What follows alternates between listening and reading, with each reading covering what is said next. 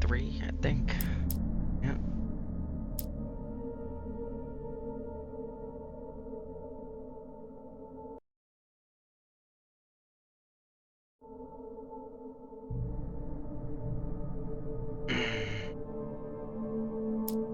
Previously on Alan Wake, Alice has been kidnapped. Alan, please help me. Alice? You'll do exactly what I say if you ever want to see your wife again. I can't tell anyone except my agent Barry. Damn it, Barry, they'll kill her! You're my best friend, and I'm worried that you're not right in the head. The ransom is a manuscript I supposedly wrote that's coming true before my eyes. It happened just the way it was on that page. So dark. I have found only a few scattered pages. I want the entire manuscript. The deadline is in 2 days. I found Mr. Wake's pages.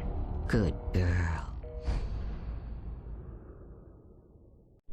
How the hell did she get her hands on the manuscript anyway? I don't know. She's resourceful. I told you were too hard on her. Listen, I found out all sorts of interesting stuff while I was digging around. Yeah. Mr. Wake, it's Sheriff Breaker. We have an FBI agent here, Agent Nightingale. FBI? He's anxious to see you. You'd better come to the station. Okay, I'll be right over, Sheriff. Let's make this quick, huh?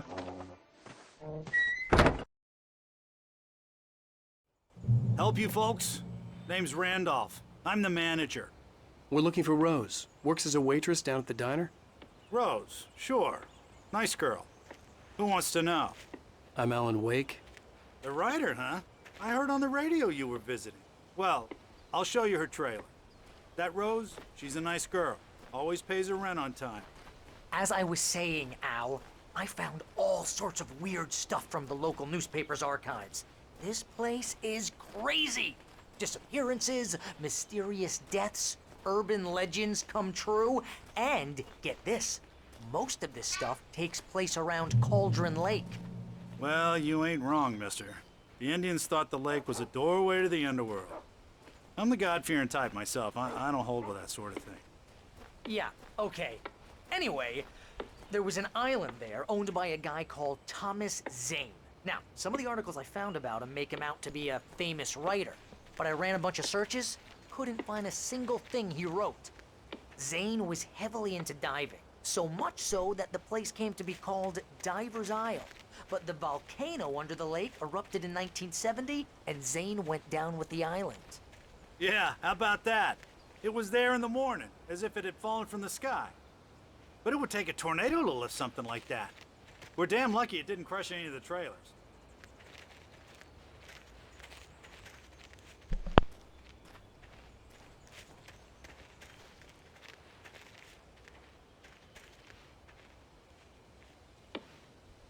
It gets better. A local girl, Barbara Jagger, drowned in Cauldron Lake just a week earlier. They were lovers. Sure, Jagger's a local spook story. The Scratching Hag comes for you in the dark. Childish stuff like that. Anyway, Al, I'm just getting to the best part. All of the articles about this stuff were written by Cynthia Weaver. I asked around, and she's that crazy bag lady you met. What, the lamp lady? She can be a little loopy, but she's not homeless or anything. Yeah, anyway, she knew both Jagger and Zane before they both died, and she had some kind of a breakdown.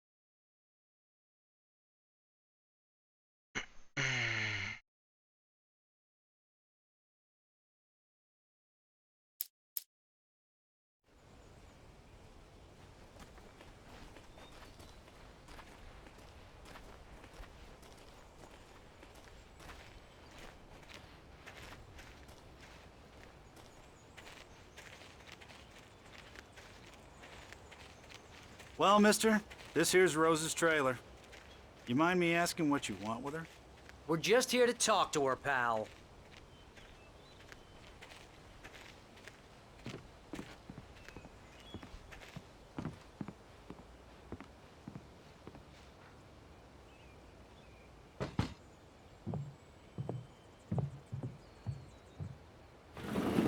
Welcome to... Oh dear, Mr. Wake. I'm so glad you're here. Rose, you have my manuscript? Oh. Oh yes. Yes. Please, come in. Hey, this is really good! Rose, Yes, my manuscript. I really need it. I understand. I know what you need. A muse to inspire you. Oh, for Barry. She doesn't have anything. Yeah, hey, Al, what's... Oh... Barry! What? What?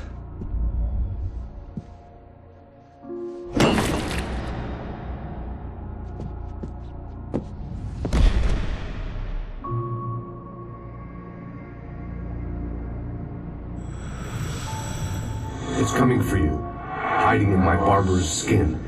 I'm too weak to stop it. You must turn the lights on. I promised I'd come visit you and your lovely wife. You must finish what you started. I insist. You must turn the lights on. Turn the light on. Back to work, boy.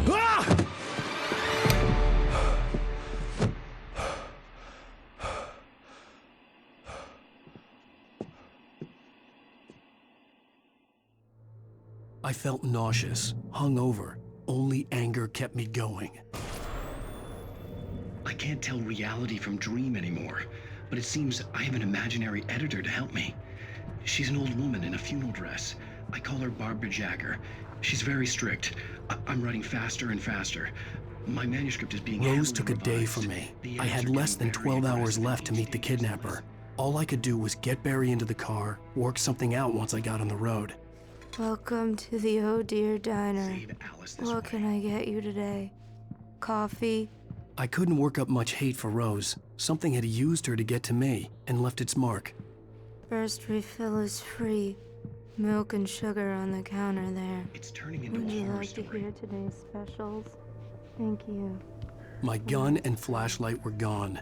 I'd have to find a way to get Barry into the car as quickly as possible. There was no time to waste. Mr. Randolph liked Rose. That little smile she had. How she was still sweet when life had tried so hard to make her bitter. It wasn't any of his business what she did in her trailer. But those strangers, the writer and his smart-ass sidekick, looked like trouble. And they'd been in there for hours, way past her normal bedtime. He reached for the phone and called the sheriff's station.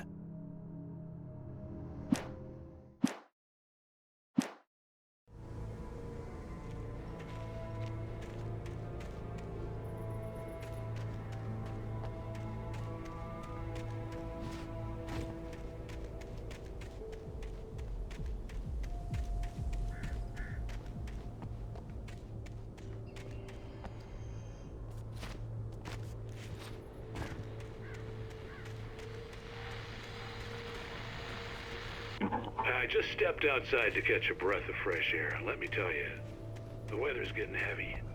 Nights like this make me especially glad I'm here talking to you and not home in bed. Once the weather dead sheets and dark thoughts, punctuated by the occasional plunge into nightmare. Is it just me? Well, perhaps it is. But I hope I can make the night a little bit easier to get through. Caller, you're on KBF FM.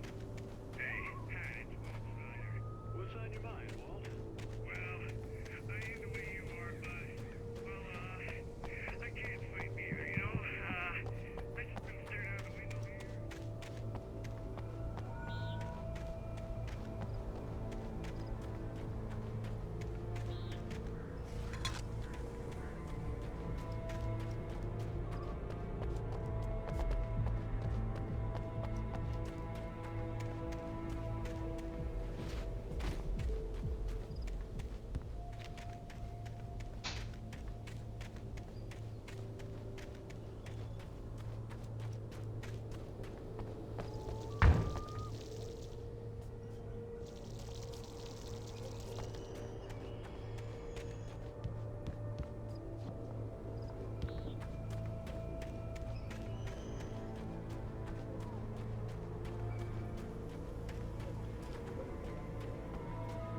Oh, you're gonna get it now. God knows what you've done to that poor girl. This is Agent Nightingale, FBI! Get him up, Hemingway! You're under arrest! You move a muscle, I'll unload right in your goddamn face! Stay right where you are, Spillane!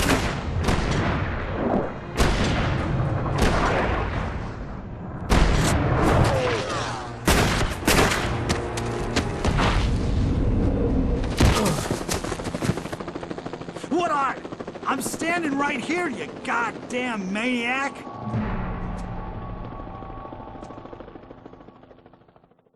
I hated to leave Barry behind, but there was no way I'd miss my appointment with the kidnapper. Give it up, Mr. Wake. Come on.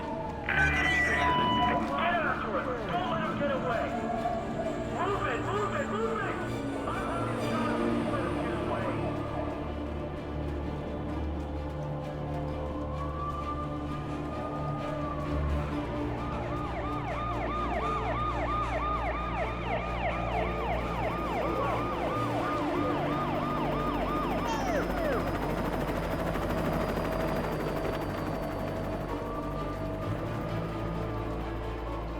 Stop running!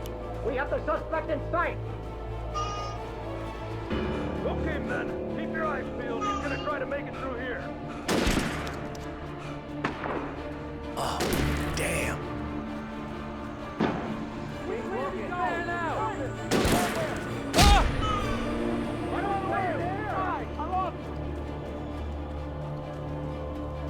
God damn it! Where did he go?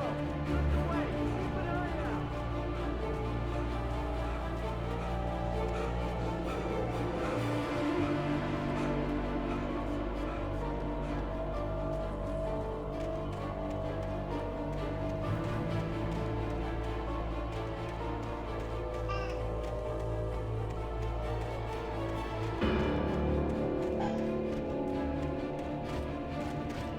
He's gone. Come on, guys. We need to head him off. For decades, the darkness that wore Barbara Jagger's skin slept fitfully in the dark place that was its home and prison. It was hungry and in pain. It dreamed of its nights of glory when the poet's writing had called it from the depths and given it a brief, terrible taste of power and freedom. The rock stars had stirred it from the deep sleep the poet had sunk it back to in the end. When it sensed the writer on the ferry, it opened its eyes.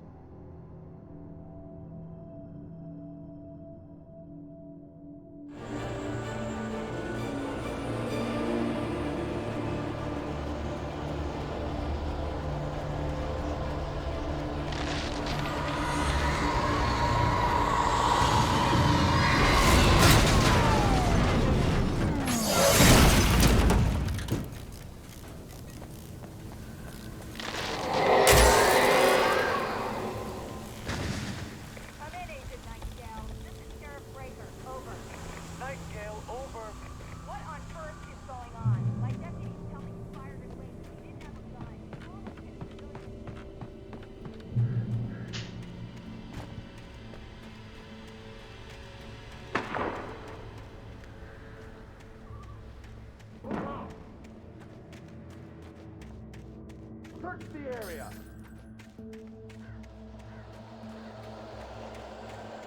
Stay sharp. This way. Over here.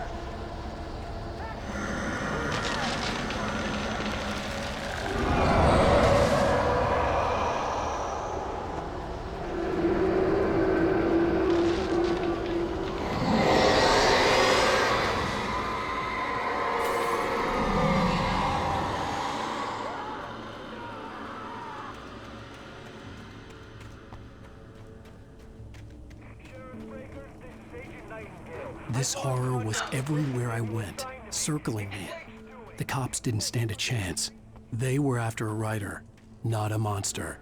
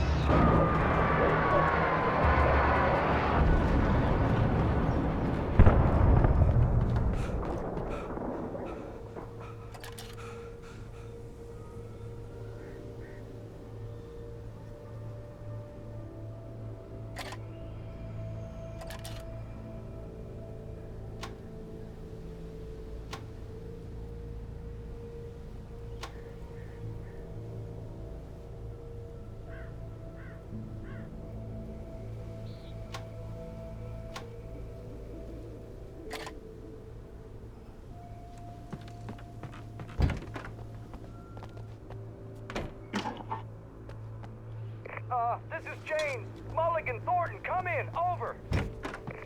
Thornton here. Jake, we got both Wheeler and Rose in custody.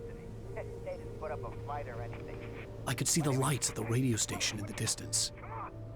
Sit down and give me that. Jane, Mulligan here. Over. Go ahead, Mulligan. Over. We got Wheeler and Rose here. Wheeler's drunk or hopped up on something. Speaking of which, that Fed had a pretty distinctive whiff of Otis Scotch about him, you know what I mean? Over. I don't have anything on that, Deputy Mulligan. Over. I imagined that the broadcast tower in the distance was part of the local radio station. Maine seemed like a decent guy. Perhaps he could give me directions to the coal mine.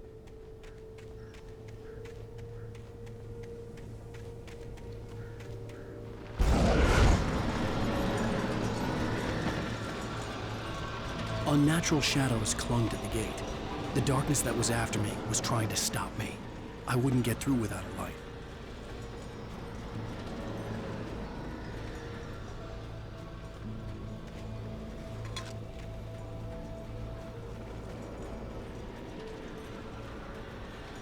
There was no power to the searchlight.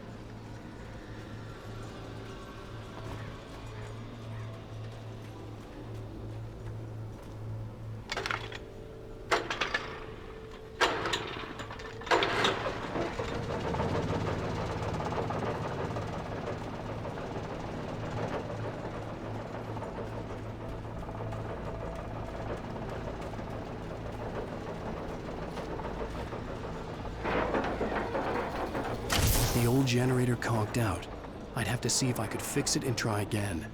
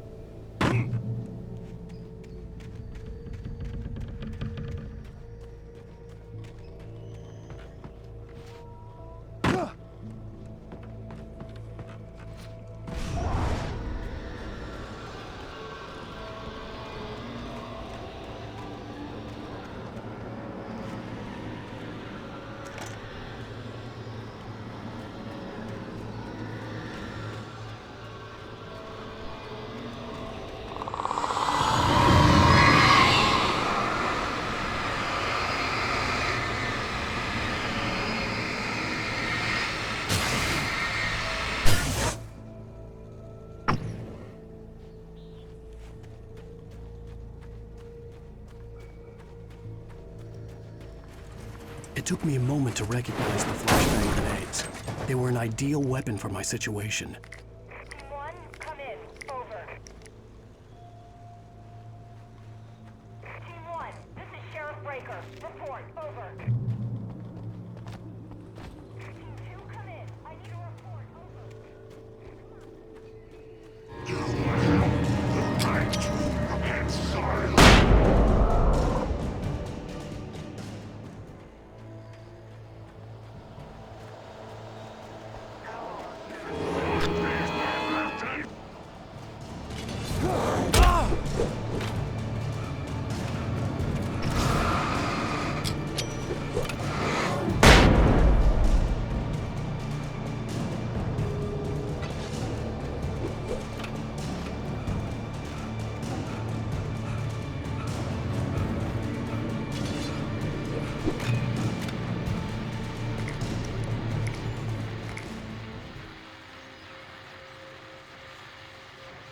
And here's another call. You're on KBF-FM with Pat Maine. It's Bill Peabody, Pat.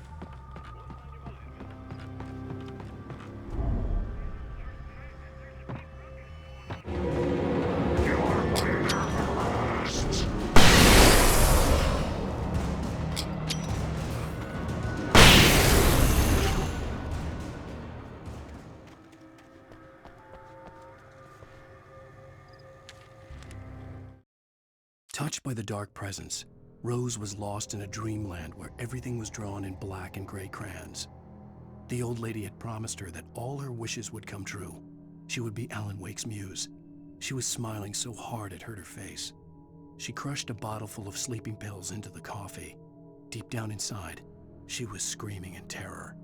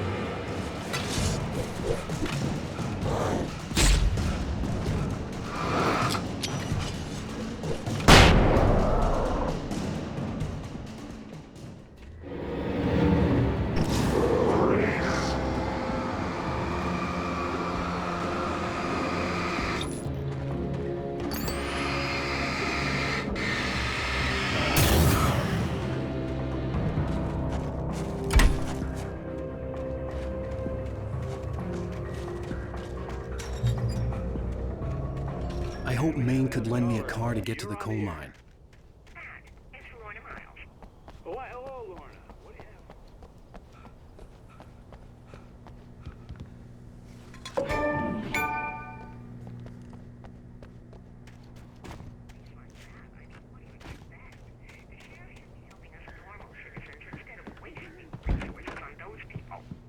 Well, let the trash sort themselves out.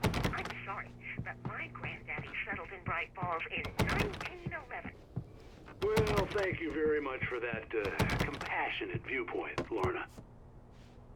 Oh, here's a little surprise. The famous writer Alan Wake just walked in. Folks, I'm going to see if I can talk him into an interview. Come on in, Mr. Wake. Oh, I'm so glad you could find the time to do this, Mr. Wake. Nowhere to run now, Dan Brown. You back away from me. Don't hurt it. Whoa. Everyone calm down. Put the gun down. We're all friends here, right? Cool your jets, Nightingale. We got him. Judas Priest! What the hell's the matter with you? There's a civilian in there.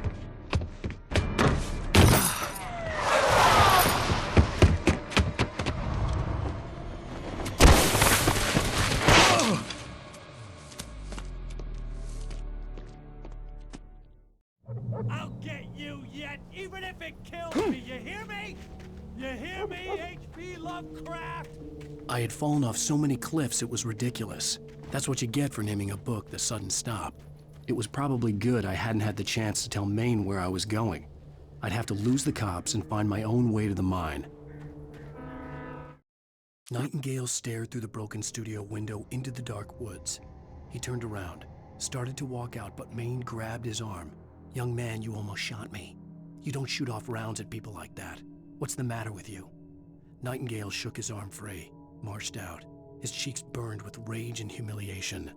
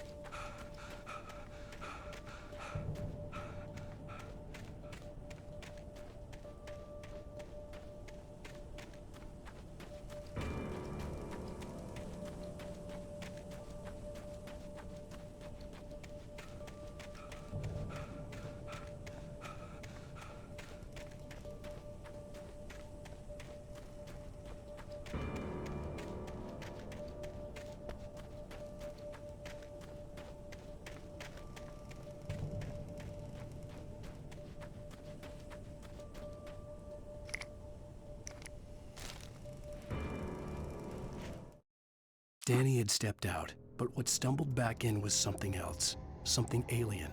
A monster. Walter tried to kill it, first with his fists, then a chair. It wouldn't die. Instead, it kept coming, unaffected by the beating it had taken. After Walter managed to kick it down the cellar stairs, fear took over. He ran, got behind the wheel, gunned the engine.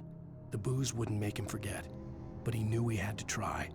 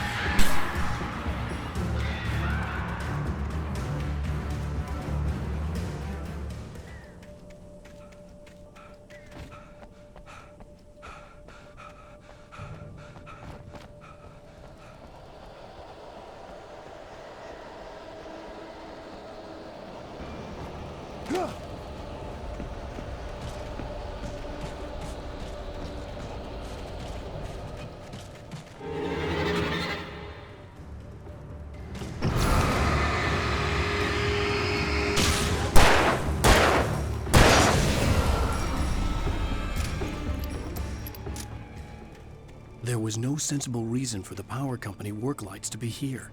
It was almost as if they'd been left for someone like me to use.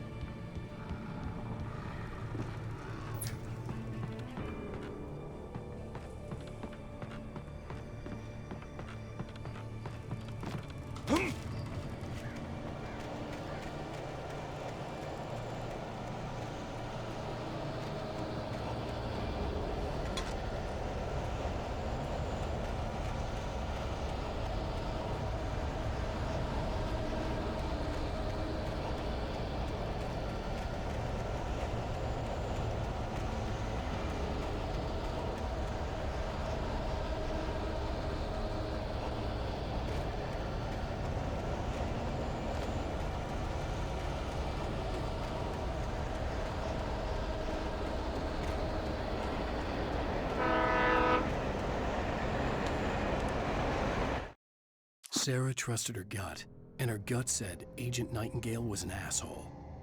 He felt wrong, and it wasn't just the smell of stale booze. It was in the way he flashed his badge, pulled rank, the look in his eyes when he wanted answers. Where was Alan Wake? What was this about an accident? Where was his wife? And most importantly, why did she let Wake go? He wouldn't answer her questions. Federal business was all he'd say.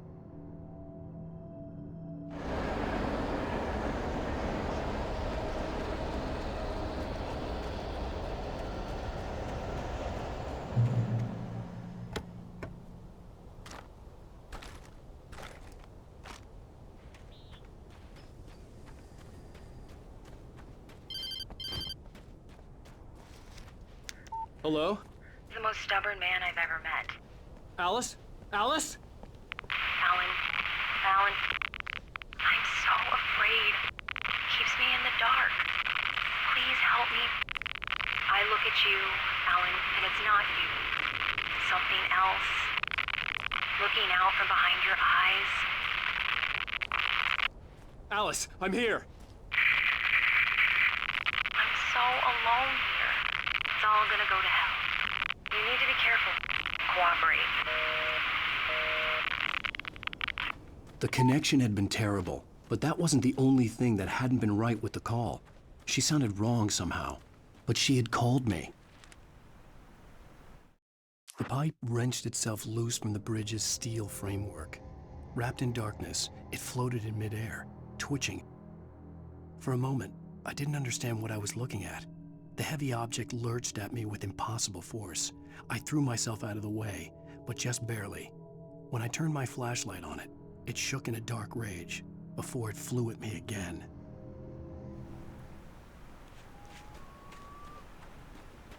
I could see a railway bridge up ahead, and a warehouse of some sort on the opposite shore. I hoped I could find a car from there.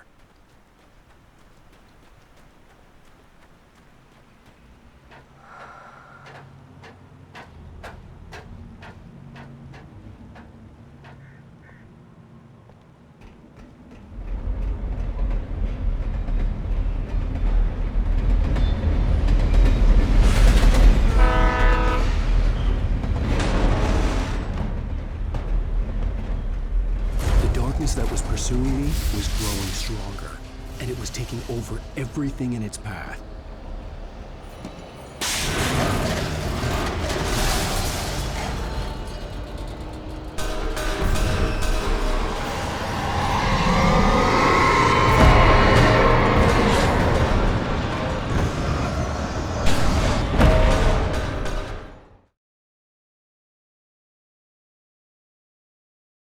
Sort on the opposite shore. I hoped I could find a car from there.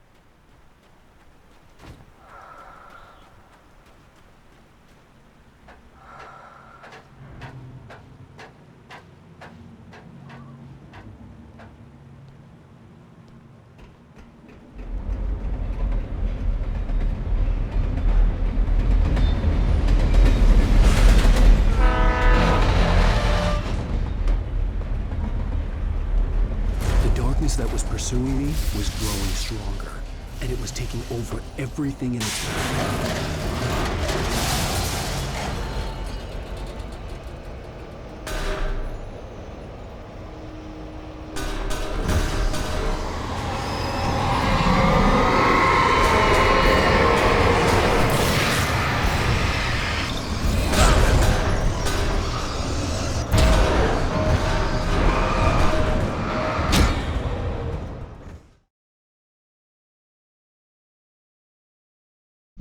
Sort on the opposite shore. I hoped I could find a car from there. Right there.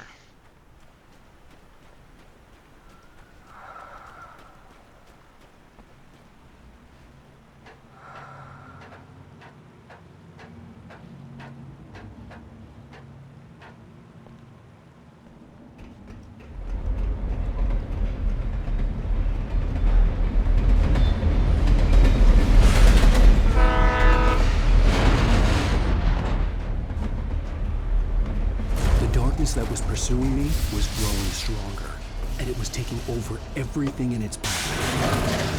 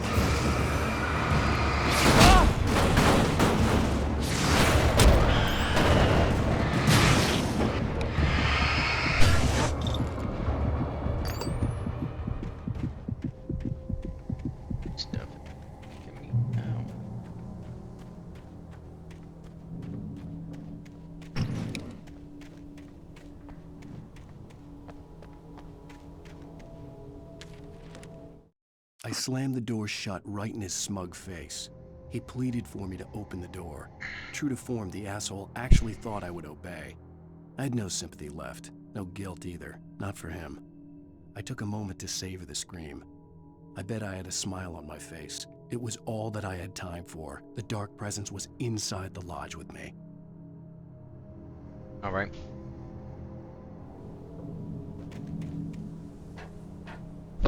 What was that? As a teenager, just starting to get interested in writing, Stephen King had been a source of inspiration to me. I thought about all the inanimate objects that had come to life in his books. No one is safe in a good horror story, certainly not the protagonist. That's what makes them fun. This was anything but.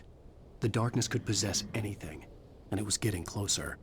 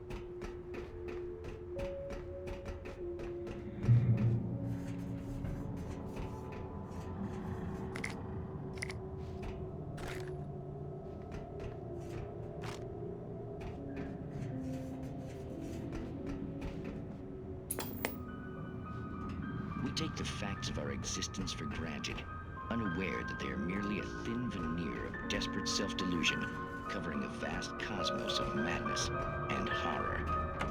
All too often, the stars are right. In night. The darkness surged towards me, sucking everything loose from the ground into its depths, tugging at my clothes. I saw the flare the kidnapper had dropped and threw myself towards it just as I felt my feet leave the ground. The darkness embraced me with the force of a tornado. Somehow I managed to light the flare. The darkness roared and cast me away. I fell toward the dark waters of the lake far below. Springs.